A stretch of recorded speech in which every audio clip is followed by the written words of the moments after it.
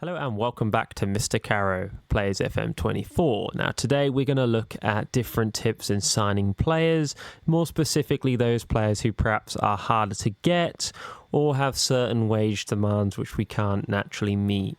So if we go to our scouting tab and we go to our players in range, now it's worth pointing out in this particular example I am managing in the Conference Premier League, but this could relate to different leagues, especially if you're signing these kind of free agent players, but also if there's a transfer fee involved as well. Let's pick out a player. This player we're going to pick out is Nicky Maynard. Used to play a lot of football in the league divisions, but now he seems to be in non-league, which is fantastic for him, I guess, at the end of his career.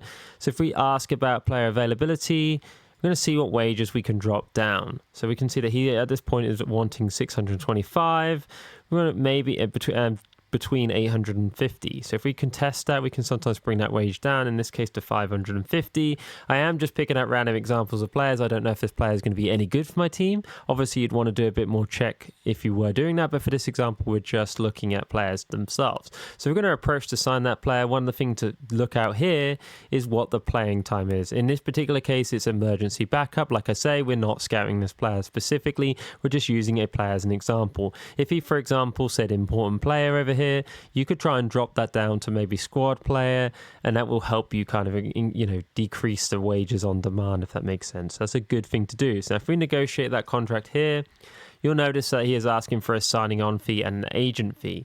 What I will typically do here personally is I won't want to pay these, so I will bring these down to 0 and see what we can get within that. In this case, he's going to accept it, but that's the type of player. But there will be some players who can negotiate again. Sometimes you might have to increase the wage to get rid of that agent fee and signing on fee. Now, obviously, signing on fee isn't all out at once. It's more of a spread out over a period of time, whereas the agent fee is at the end of the conclusion of the deal. It does say that the contract negotiations spread over the length of the deal, but it often asks you to have a certain amount. So it may be spread out, but it will take a certain amount from the transfer, from your finances. So obviously think about that. I didn't realize it was spread out, I must admit, but nevertheless, because it always seems to take a fee at the time of completion of deal, that kind of makes sense, I guess. Another option to look in here, obviously, this is the players that are transferred that you're interested in or could be interested in. If you click this little button here, for example, you can reduce this down. So if you want to go to unsure, for example, you'll see that your players will increase. Now, obviously, these, as it goes to unsure from interested, they are less likely to perhaps go for your team. However, it is worth keeping that in mind, because there are some players, especially if it's your assistant manager deciding this range, or one of those contributing factors to this range, you're scouting whatever, it's not a precise science, so it is worth keeping that in mind. Now, if we go to our player who is demanding a transfer fee and see if we can get this fee down. So if we go to our make an offer, wonder if we try, maybe we're not negotiating the fee, but I wonder if we can get in some wages, because he's probably going to ask for too much wages than what we have to offer. Quite often within here, you can do that. And now it may take offering more money. This might be a bad example where we can't see this, but if you can get those wages down, sometimes it's worth getting something in there just to help with that. And if you see, I don't know, it may not work perfectly, but this does work on occasions. I have used this myself, for example. Maybe we'll just try a nominal fee in there. So in this case, you could get 100 wage contribution. Obviously, if you add a little bit more into the transfer fee, that will bring that up. And you might ask, why would you want to do that?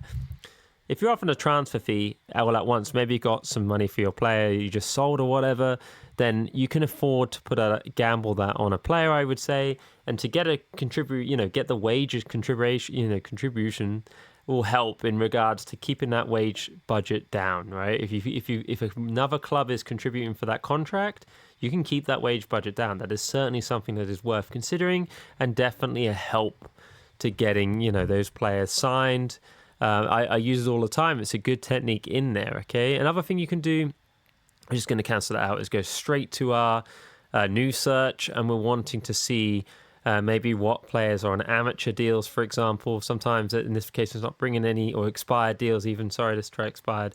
Yeah, now you can see there are some expired players in here. Obviously, it's going to bring up a lot of free agents, but it can also sometimes, depending on your scouting range, and you see here, for example, it's bringing up players that are already playing in the league. Now, the reason why that's important, although not many, is because if you're trying to gauge the quality of some players, there's some young players in here. Sometimes if we take that right out, for example, that will bring up, you can see there actually may be some players who've had some good experience. So this guy here, for example, David Martin, has played in the league for several teams. In fact, he was in the Premier League a couple of seasons ago. And the reason why that, again, is interesting is because if you do have the financial capacity, the wages to try and encourage some of these players in, you can kind of get, grasp what kind of quality of player some of these are without having to scout those players in. If they're already at a club, then it's a good gauge compared to, for example, and some people say, why does that matter? If you compare that to players, for example, who aren't at a club, who are just free agents, and you have no way of, they won't come in for a trial, or you don't, have the attributes on. Obviously, I've got the attributes on, but not everybody will. And, that's you can't always kind of get the idea of that, okay, how good those players are. So kind of seeing if they're already at a club may be a good help for that. Now, in regards to the last tip I'm going to show, it's just looking at that loan signing player again. If we go to our loan signing and making sure that everything is zeroed out, you can see that we've got kind of, we haven't got a gauge on interested players at this point. We're purely looking. What I would typically do in here is I will click on our transfer value, and I will then perhaps add in that marker in there just to bring down this. And you can see there are some players within that. Now, the last kind of tip of that is sometimes, maybe this won't be in this case, they will ask for kind of like a wage up front.